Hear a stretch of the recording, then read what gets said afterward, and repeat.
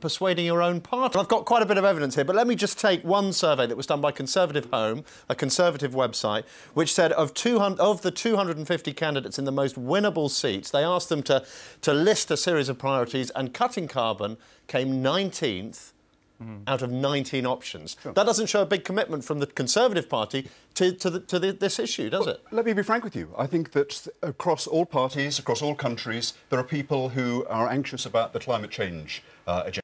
I think it's very important that we keep faith with that. David Cameron So why aren't your candidates? The question is, why aren't your candidates? Well, I tell you, if you look at our candidates and you look at the commitment to the policies that we have, you will see that in the time that I've had this role as Shadow Secretary of State, we have put forward the most detailed, the most radical set of policies to decarbonise Greg, the economy. the truth is that the divisions in your party go to the heart of the shadow cabinet. You've got Ken Clarke himself, and what does he say? No onshore wind turbines in Britain at all.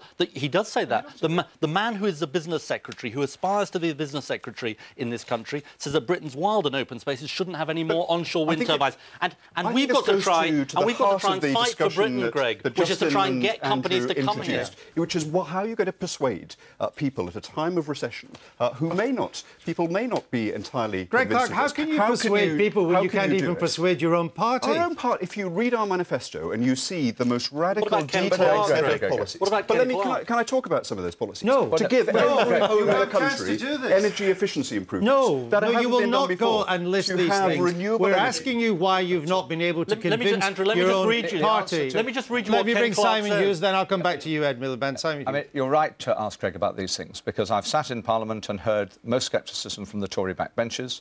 I have seen the list of people in the party standing as candidates. They are far more than any other political party sceptical. And the answer to your earlier question, Andrew and Justin, is that why people don't believe the science is because, firstly, they misrepresent sometimes things like what happened at the University of East Anglia, but secondly, because it's fuelled by people with status who are seeking to be elected or are elected mainly in the Tory party. The problem is that when you have someone who aspires to be the business secretary who says, my view is that those few wild and open spaces that we have left in Britain should not be used for wind turbines, what signal does that send to Mitsubishi, to Clipper, to Siemens, to GE, all of whom are thinking about coming to locate here? I want to move on to some of the substance now and get on to some of the